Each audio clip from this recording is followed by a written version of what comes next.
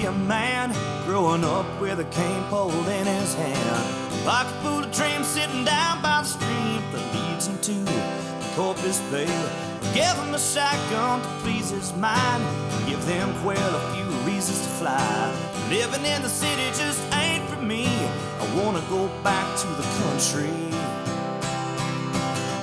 Take me to Texas, I wanna go down that open road.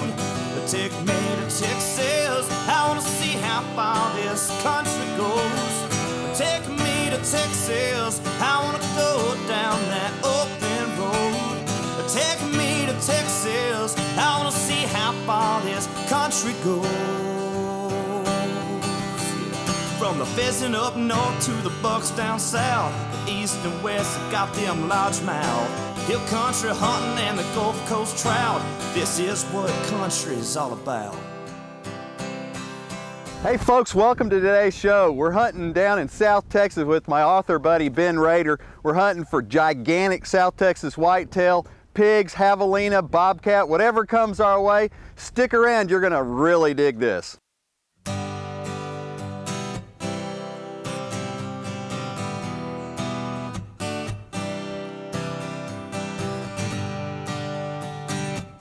This rig is called a Titanic.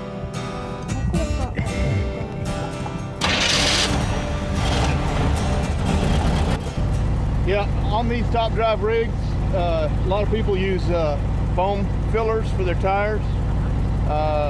Those don't always work so well. So these tires are solid rubber. They're filled, so there's no flat tires ever. And it saves a lot of time. You'll notice a lot of the vehicles that are parked out here, some of them have low tires or flat tires. They're just... The South Texas brush obviously is real thick. From down low, you can't, very difficult to see through it, so you're trying to see over the top of it. We hunt whitetail, feral hogs, javelina, coyotes, bobcats occasionally. We have a lot of those out on this particular ranch, and quail. Pretty much everything that's out here we can hunt. We can pull this rig up to any spot, any location, drive through the brush, stop, shut everything down, and we can hunt right from the top there. Pretty much anywhere you want to go with this thing. TJ, did you break the 30-30 round? No. Right. Remember I told you I forgot them. You're not gonna need that now? I can't get enough, or I got 3 in here and I got All right, well, let's go ahead and put that down up there. Corner. This little dude.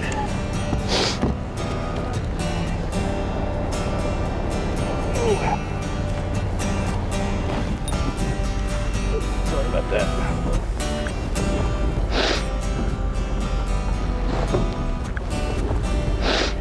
Tripod. Hey, those same ones Bill has, and that 5-seater, they can be right there.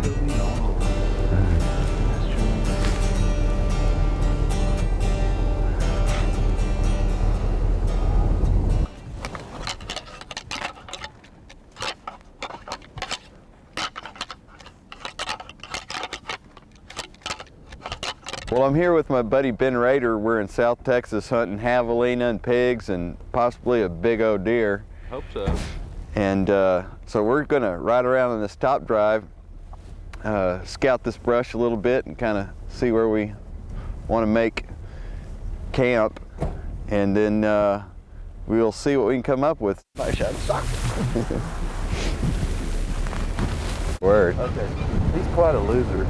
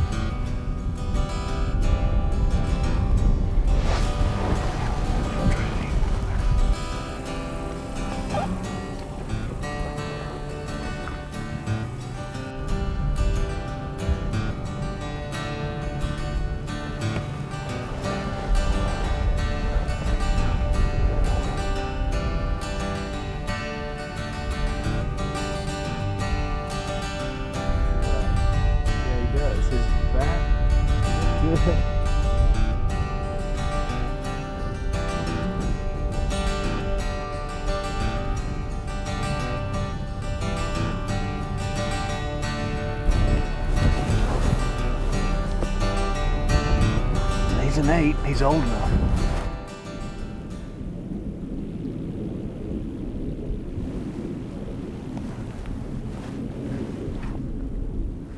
We spent a lot of time watching the senderos. We saw some mature bucks chasing does, but they didn't really present a shot. Finally, there was a big boar javelina that showed up, and Ben was excited about a possible shot. Whenever you're Go. ready.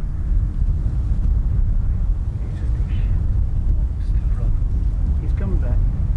Okay. I'm on him. Nice. On him.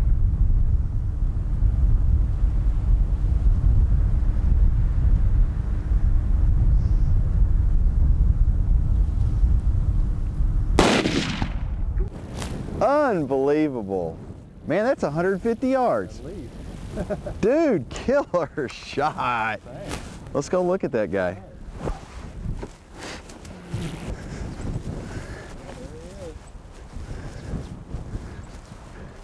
Man, he is absolutely gorgeous. It's pretty big, isn't he? I've never shot a javelina. That's my first one. Look how silver he is. Yeah. Look at these chompers. How'd you like that on your leg? That's much fun. Man, they are sharp. Where I hit him. Well, Right there. You went 2 lungs and a heart. that's that way. Right here somewhere. Yeah.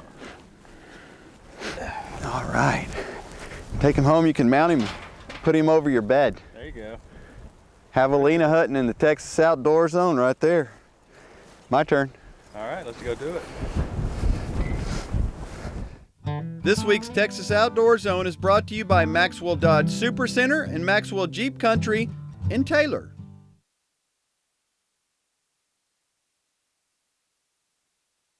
This portion of the show brought to you by the Texas Outdoor Zone stores. This terrain's a little different than the stuff you write about in your books, Ben. Yeah, I don't see a lot of caliche around here. No, a lot of low scrub. Everything out here has a thorn on it somewhere. Right, seems that Or way. a stinger. Yeah. Don't want a pig to get lost in all this stuff. So, the books that you write, is that just all stuff that you make up in your little sick little mind, or Well, is that? some of it can be kind of a conglomeration of people, you know. We all know characters out there who maybe don't follow all the hunting laws or, you know, get out on the road. And Stories you hear? yeah, And exactly. I ride with a bunch of game wardens that I've gotten to know real well and get a lot of input from them. And of course, just having hunted for 20 years and that kind of thing, I get, you know, all kinds of tales from friends and things like that on, you know, hunting and poaching. And So you sit in a deer blind, or you sit in a little cabin somewhere and you just let your mind go? well, when I'm just kind of plotting the books, I'm mostly, well, anywhere. I can be in my car, but I do a lot of it in the deer blind. I'll take a little notepad in there. Actually, I've got a little swing down miniature desk for my laptop. I know. A lot of people wouldn't want to do that, but I think, you know, it's combining the best of both Well, for worlds. you, it may be a great place to work. Oh, so. sure. Well, either Uniquely enough. Yeah, my cabin or the blind, either one. It's a lot of fun. Well, I think we're going to go spend the rest of the afternoon scouting. The deer are moving around a lot of animals moving around. I think we ought to go eliminate a few creatures from this plot of land. Let's do it. All right. Appreciate it. Take a hike. Look at that creature. Is that his body to the left or to the right, or is he? No, he's straight on to us, I think. That is by far the biggest deer I've ever seen. I would say it is mine too. He is a stud muffin. All right, Let's go kill him. Let's go kill him. Perfect.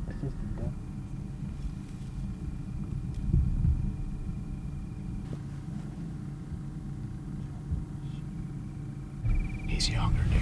Be a good match for you. If you want that, that can only happen. Okay. This one's young deer. That's fine. And he's, I mean, if he just had that dog entry, he would have potential, but this deer's inferior. He continues to breed and then keep getting those kind of deer. If you only shoot the big deer, you're left with little deer. And he's a couple hundred yards down the road. And what we can try and do is, take a peek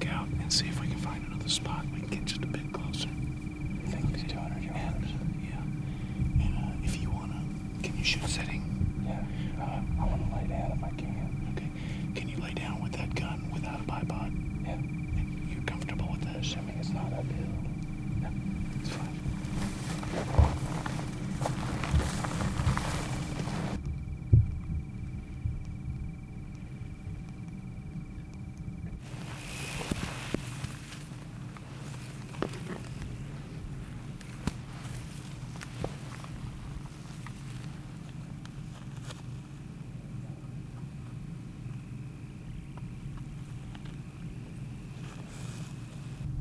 I got my feet hanging out.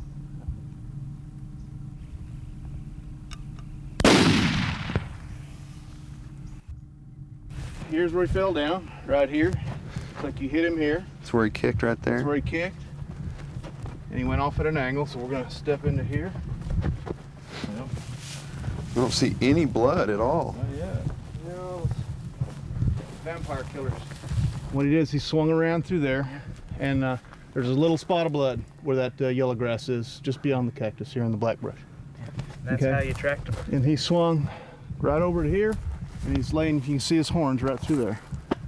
I'm surprised he made it this far, to be honest. But I haven't looked yet. Let's see what. Of course, I'm not supposed to move him until I tag him, but we'll just flip him over real quick. Broken shoulder. A little more forward than I meant to. Whew. Yeah, way forward. I thought that was a well, it's squared up big time. Yeah. It's I squared went up. right through both shoulders. I was hoping you'd get him back here and come out up here. Way to go. That's plenty of meat, you know. I got a couple does earlier, and now with this guy, I got plenty of venison. There's it. Some of them in there. There you go. No, he's good. You all right? That's Yeah, right. We got eyes on him.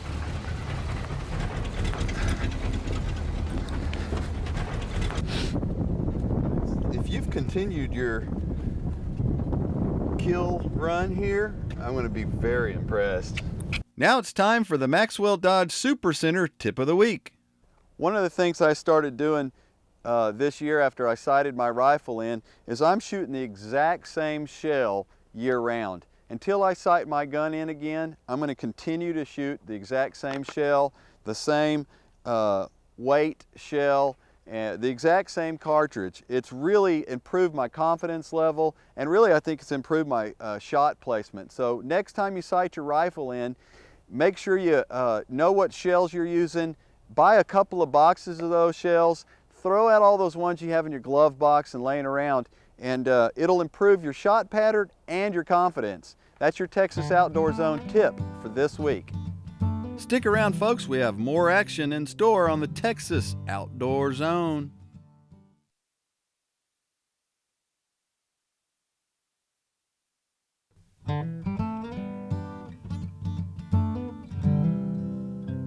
Now it's time for the Texas Parks and Wildlife Corral, brought to you by Maxwell Jeep Country and Taylor. And muley whitetail hybrids. Dr. Ken Waldrop is teaching state biologists and game wardens what signs to look for if an animal is suspected of having chronic wasting disease, or CWD.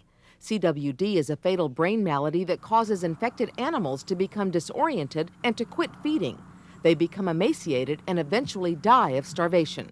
To repeat, CWD is not mad cow disease in a deer. It is not scrapie in a deer. It is a separate, unique disease. CWD was first identified in Colorado more than 30 years ago. Since then, deer and elk with the disease have been found in certain geographical locations in North America. Now, Texas Parks and Wildlife and the Texas Animal Health Commission are developing a plan to test animals throughout the state to find out if it's here. It's about 4 million deer in the state of Texas, and as a resource, I think we should be doing as much as we can to be looking for these diseases. Right now, like I said, Texas is clear. We haven't found any, but it doesn't mean we don't look. No one knows exactly how CWD is transmitted, but state agencies have stopped the importation of deer and elk so the disease cannot be brought in. Still, officials say even if you see a deer that looks skinny or sick, that doesn't mean it has chronic wasting disease. We've actually got lots of diseases here in Texas that can cause animals to lose weight. It could be parasites, it could have been trauma. Deer even get cancer. CWD is a transmissible spongiform encephalopathy, or TSE. The most common form of TSE is bovine spongiform encephalopathy, known as mad cow disease. The best known human TSE is Creutzfeldt-Jakob disease, which affects 1 in every million people worldwide. CWD is different because the mode of transmission doesn't come from feed. It is transmitted from animal to animal. What happens is renegade proteins called prions get into the animal, accumulates in brain cells, and causes neurological problems. This is an animal that would be salivating, very extremely emaciated.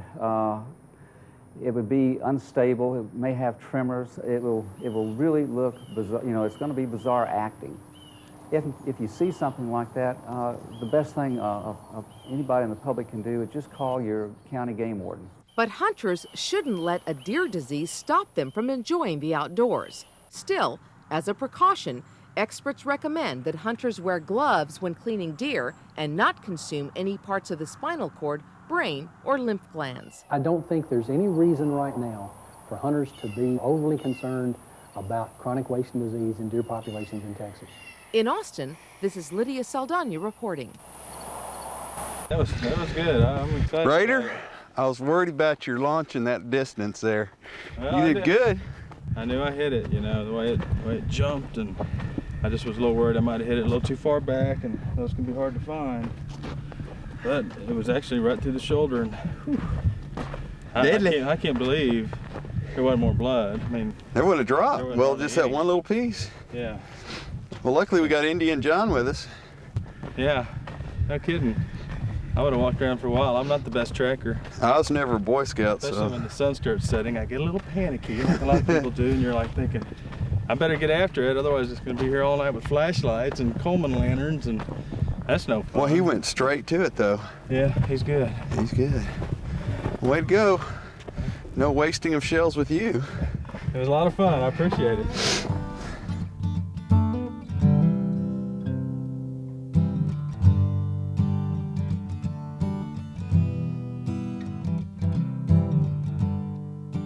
At the end of the day, we adjourned to the campfire for a good steak and some fellowship. I never got my buck on this trip, but then he'll be that much bigger next year, and I'll be back.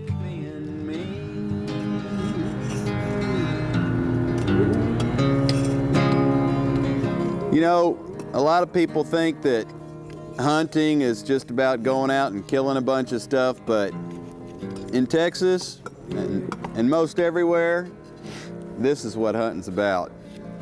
Welcome to the Texas Outdoor Zone. Stick around, folks. You're watching the Texas Outdoor Zone.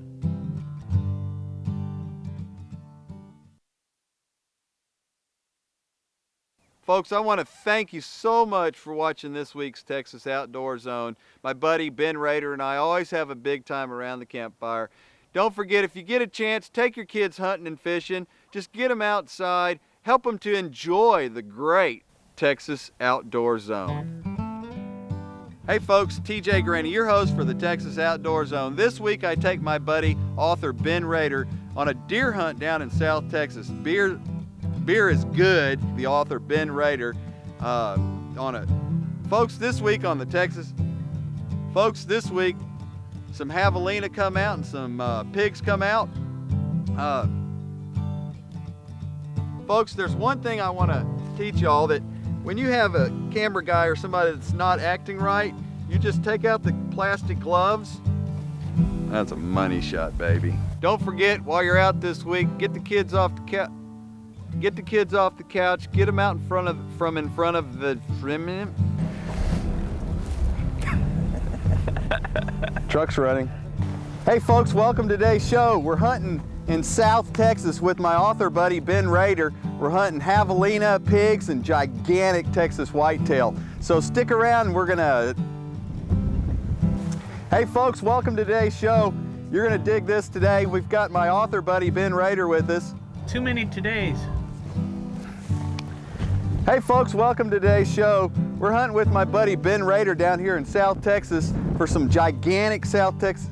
Author. Hey folks, welcome to today's show. We're hunting in Hi, this is author Ben Rehder, and we're hunting. Hi, this is author Ben Rehder, and we're hunting in South Texas, here on the Texas Outdoor Zone. Hi, I'm author Ben Rehder, And you're watching the Texas Outdoor Zone. I know. I'm not on camera talent. Hi, I'm Ben Rehder, and you're watching the Texas Outdoor Zone. Oh yeah, paybacks are hell.